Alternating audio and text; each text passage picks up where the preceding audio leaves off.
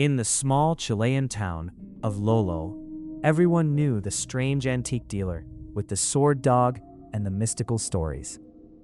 People considered him eccentric but harmless, until a simple stop in front of his store turned into one of the most shocking crimes in Chilean history. Oscar Segundo Lopez Rodriguez didn't always live in Lolo. He arrived in the city after the great earthquake that shook Chile on February 27, 2010. During this period of chaos and reconstruction, the newcomer illegally settles in an abandoned house on the western outskirts of the city on a boulevard, Los Alerces. No one knew almost anything about him, but his presence soon became impossible to ignore. He was weak, disheveled, with a distracted look, and his conversations often drifted from spiritual topics to ideas completely detached from reality. He dedicated himself to collecting old objects, metal parts, antiques, decorations, radios, and anything he could restore or resell. Over time, his makeshift home began to resemble more of a chaotic bazaar than a normal dwelling. Some people called him an antique dealer.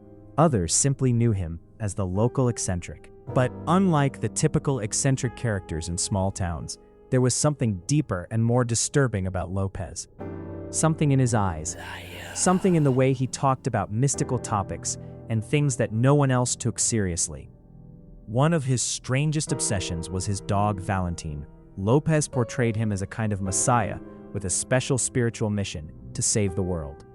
He was often seen riding a bicycle with the animal on the front, and this image gradually became his trademark. The local press even published an interview with him. In an article by Mundo Rural, he talked about his passion for traveling the roads, together with his faithful companion. Photos of the two circulated on social media and caused both curiosity and bewilderment.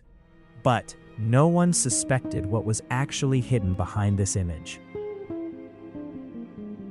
His shop began to attract tourists not because of the quality or order, but because of the absolute strangeness of the objects inside. There were knives, decorative weapons, swords, axes, discs, bicycle parts, and items of completely unclear origin.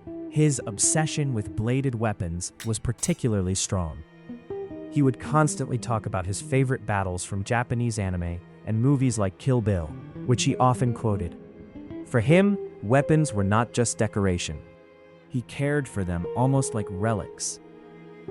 He polished them, maintained them, and according to some neighbors, even tested them out in his backyard. This strange world, a mixture of chaos, rituals, and obsessions, stood before everyone's eyes for a long time.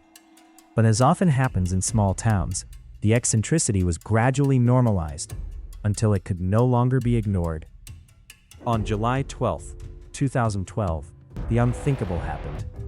Maria Jose Reyes Moore, an English teacher and mother of two, arrives in the area during her winter break. She lived in the eastern part of Santiago, but that day she decided to visit her family in Bucaruca, near Lolo.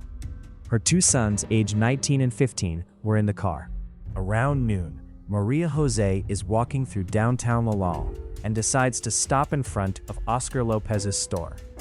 She must have heard about an interesting item. Maybe she just wanted to take a look. She got out of the car and went inside. Her children waited outside.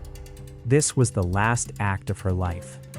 What happened seconds later was so brutal that witnesses later struggled to find words to describe it. According to the investigation, Oscar Lopez attacked her with a blade, possibly an axe. The attack was devastating. The man who had collected and maintained knives and swords for years unleashed his fury with chilling precision.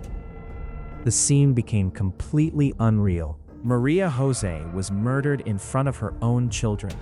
The boys started screaming and running down the street, begging for help. Neighbors came out. Some were confused, others were terrified.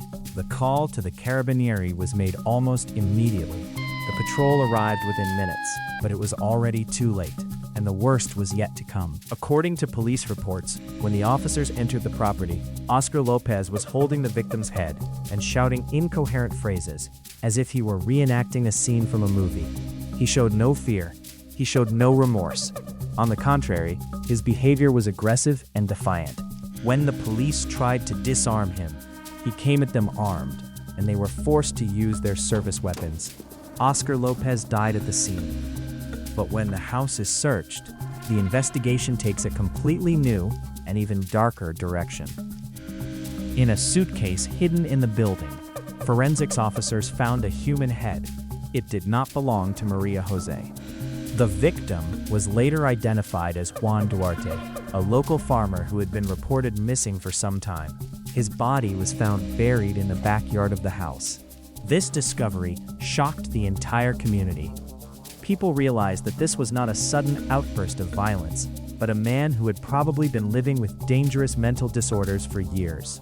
Authorities launched a thorough investigation to find out what motivated Lopez, what his mental state was, and whether there were any signs that were overlooked.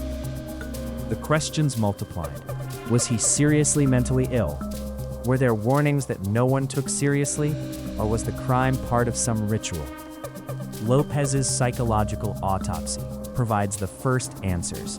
According to experts, he suffered from severe psychosis and mystical delusions. He spoke of voices giving him orders. He linked his actions to spiritual missions and supernatural forces. This also explained his obsession with the dog Valentine, as well as his strange obsession with weapons and rituals. According to experts, he was not simply a man with a mental disorder. His delusions were deeply rooted in mystical beliefs and possibly occult ideas. Weapons, for him, were not just objects. They were part of a personal spiritual war he waged within his own consciousness. Testimony from neighbors and people who knew him also helped build his psychological profile. Interestingly, almost none of them recalled any overtly violent behavior prior to the crime. Most described him as a lonely, strange, and aloof man. Some remembered him walking around with swords and strange clothes, like a hero from a samurai movie.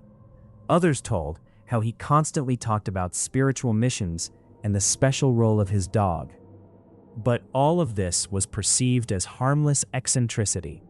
It was only after the tragedy that people began to connect the individual pieces of the puzzle. As the investigation progressed, rumors emerged about possible connections to sex and occult groups. However, authorities never found evidence of organized activity. The official conclusion was that Oscar Lopez acted alone, motivated by severe psychotic delusions. The case is shaking Chile, not only because of the brutality of the crime, but because it shows how difficult it is sometimes to recognize danger when it is hidden behind the image of a strange but harmless man. Lolo was never the same again, and the story of Oscar Lopez remains a grim reminder that sometimes the most terrible secrets are hidden in plain sight. If this story impressed you, like the video, share it, and subscribe to the channel. There are more real cases to come that sound like a movie but really happened.